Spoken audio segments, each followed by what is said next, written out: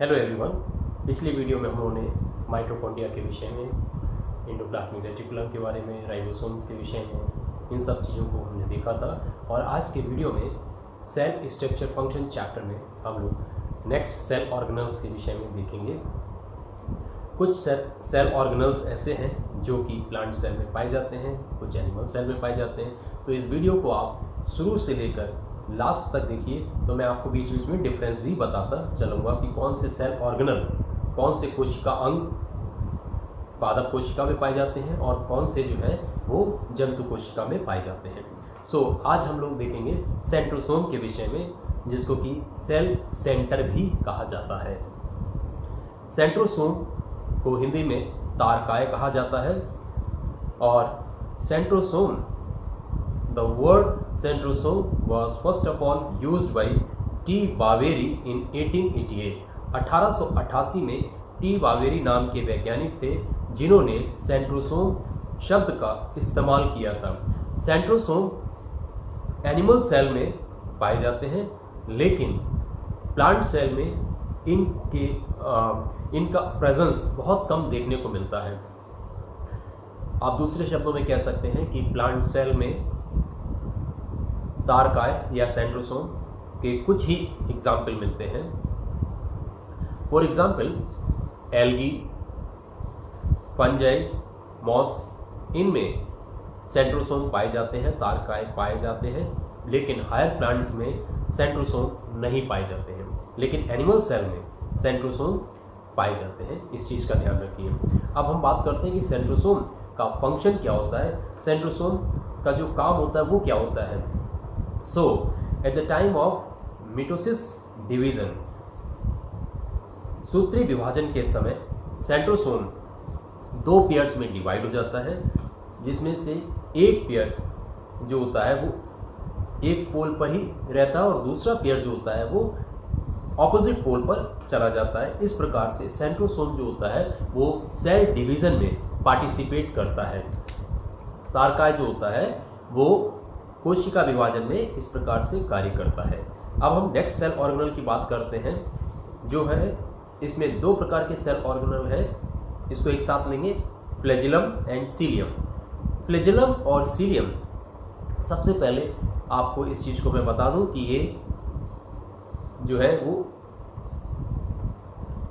Plural word नहीं है, लेकिन ये सिंगुलर वर्ड है, फ्लैजिलम और सीलियम। जैसे कि बैक्टीरिया होता है, बैक्टीरिया जो है वो सिंगुलर नहीं है, ये प्लूरल वर्ड है। इसी प्रकार से फ्लैजिलियम जो है और सीलियम ये सिंगुलर वर्ड है। फ्लैजिलम का जो प्लूरल वर्ड होगा वो फ्लैजिला होगा और सीलियम का सीलिया होगा।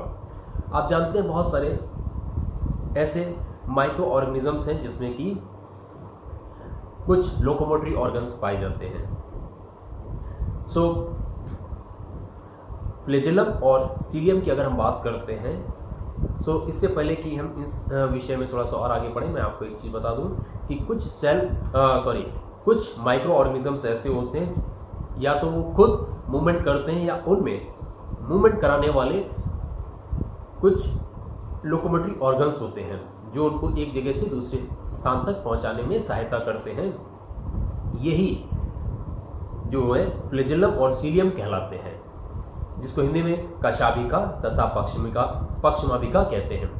याद रखिएगा, फ्लैजिलम को कशाभिका और सीलियम को पक्षमाभिका कहते हैं हिंदी में। ये दोनों लोकोमोटरी ऑर्गन्स होते हैं, इस चीज़ का ध्यान रखिएगा। इनमें जो इंपॉर्टेंट चीज़ है वो मैं आपको बता दूं, इनमें दोनों में डिफरेंस क्या होते हैं। फ्लैजिलम की अगर हम बात करते हैं तो ये सेल के एक एंड में पाए जाते हैं। फ्लैजिलम जो है वो सेल के एक एंड में पाए जाते हैं, लेकिन सीलियम जो है ये सेल के चारों ओर पाए जाते हैं। दूसरी चीज, फ्लैजिलम की जो लेंथ होती है वो 200 माइक्रोन होती है और सीलियम की जो है वो 5 to 10 माइक्रोन होती है। फ्लैजिलम में एक सेल में एक या फ्लैजेलम एक सेल में 1 या 2 पाए जाते हैं, लेकिन सीलियम जो है वो 300 से लेकर 1400 तक एक सेल में पाए जाते हैं। नेक्स्ट जो डिफरेंस है वो ये है कि एक फ्लैजेलम का जो मूवमेंट होता है वो दूसरे से अलग होता है, लेकिन सीलिया जो होते हैं वो एक ही डायरेक्शन में सारे मूव करते हैं। सो ये बात हुई हमारी फ्लैजेलम और सीलियम के विषय में। नेक्स्ट सेल ऑर्गन हमारा है लाइसोसोम्स। लाइसोसोम्स के विषय में आप ध्यान से इस वीडियो को देखिएगा और समझिएगा, क्योंकि ये बहुत ही इंपॉर्टेंट सेल ऑर्गेनल है। लाइसोसोम्स की खोज सबसे पहले डी डुबे ने 1955 में की थी और इस काम के लिए इनको 1974 में नोबेल प्राइज में मिला था। लाइसोसोम्स जो है वो एनिमल सेल में पाए जाते हैं और प्लांट सेल में इनके एग्जाम्पल बहुत कम मिलते हैं। अगर हम बात करते हैं एनिमल्स में, तो एनिमल्स में लाइसोसोम्स जो होते हैं वो किडनी सेल्स, ल्यूकोसाइट्स, पैनक्रियाज आदि सेल्स में ये पाए जाते हैं, लेकिन प्लांट सेल में इनका एग्जाम्पल बहुत कम मिलता है। लाइसोसोम्स आर रफली spherical single layered membranes. Lysosomes जो होते हैं ये गोलाकृति के एक परत वाली झिल्लियां होती हैं और लाइसोसोम्स को सुसाइडल बैग भी कहा जाता है। इस चीज का याद रखिएगा। लाइसोसोम्स को सुसाइडल बैग क्यों कहा जाता है, इस चीज को मैं आपको अभी बताता हूं। लाइसोसोम्स के अंदर बहुत सारे एंजाइम्स पाए जाते हैं, जैसे कि फॉस्फेटेज, सल्फेटेज। यहां पर सल्फेटेज ASE वर्ड यूज हो रहे हैं हर जगह, चाहे वो प्रोटीएज हो, यहां पर भी ASE। जहां पर ASE वर्ड, जहां पर ASE लग जाता है लास्ट में किसी वर्ड के, तो वो एंजाइम बन जाता है।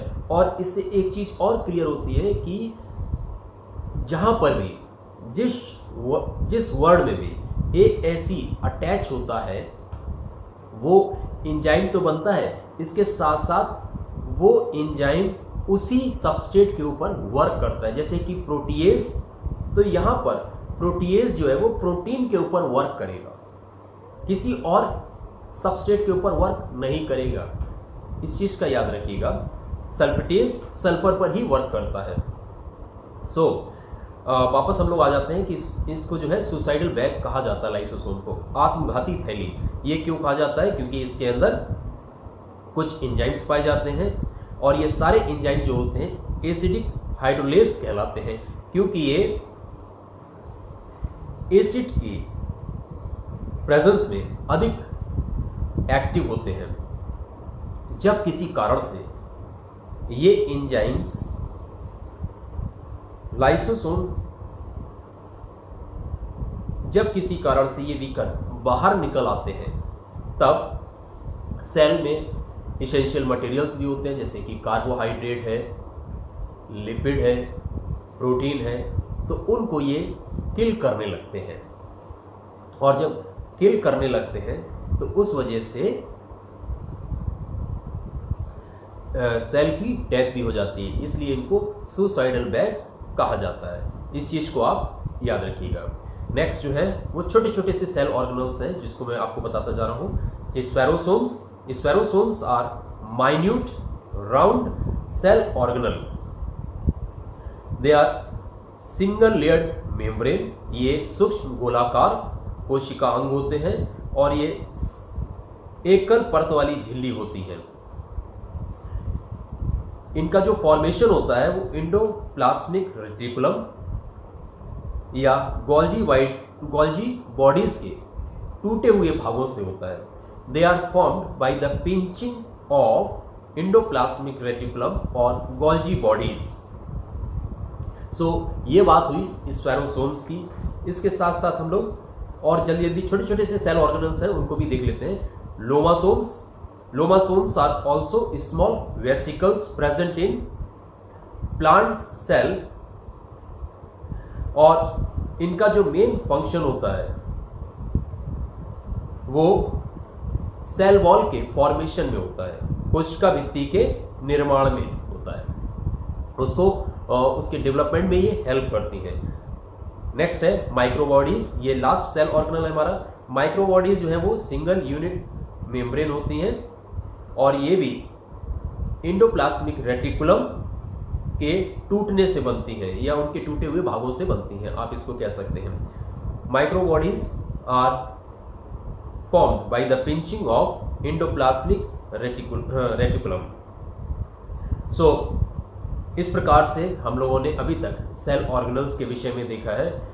हमारा जो नेक्स्ट टॉपिक होगा, नेक्स्ट वीडियो में आपको बताऊंगा मेटाबॉलिकली एक्टिव सेल इंक्लूजन्स के विषय में, जिसको हिंदी में कहते हैं उपापचयी निष्क्रिय पदार्थ। उपापचयी निष्क्रिय पदार्थ जो होते हैं वो कई प्रकार के होते हैं, इनको हम डिटेल में नेक्स्ट वीडियो में देखेंगे। Thank you.